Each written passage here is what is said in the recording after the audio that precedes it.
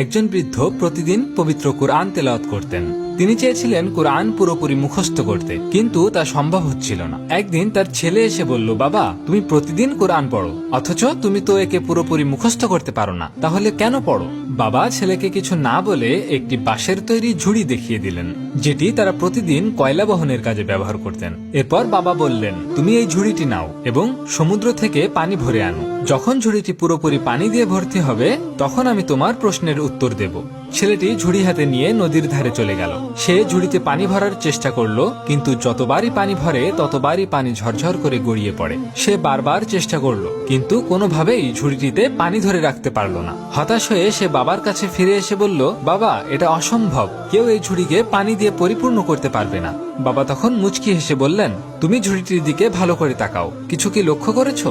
ছেলে খেয়াল করে দেখলো যে কয়লা বহনের কারণে যে ঝুড়িটি আগে একদম কালো হয়েছিল তা এখন একেবারে পরিষ্কার হয়ে গেছে। তখন বাবা বললেন, পবিত্র কুরআনও ঠিক এই নদীর পানির মতো, হয়তো তুমি চাইলেও সম্পূর্ণ মুখস্থ করতে পারবে না, কিন্তু প্রতিদিন পড়ার মাধ্যমে এটি তোমার হৃদয় ও আত্মাকে শুদ্ধ করে দেবে, ঠিক যেমন পানি এই ঝুড়ির সব ময়লা ধুয়ে দিয়েছে। গল্পটি ভালো লাগলে অবশ্যই সাবস্ক্রাইব করুন এবং আমাদের অনন্ত পথ চলার সঙ্গী হয়ে যান।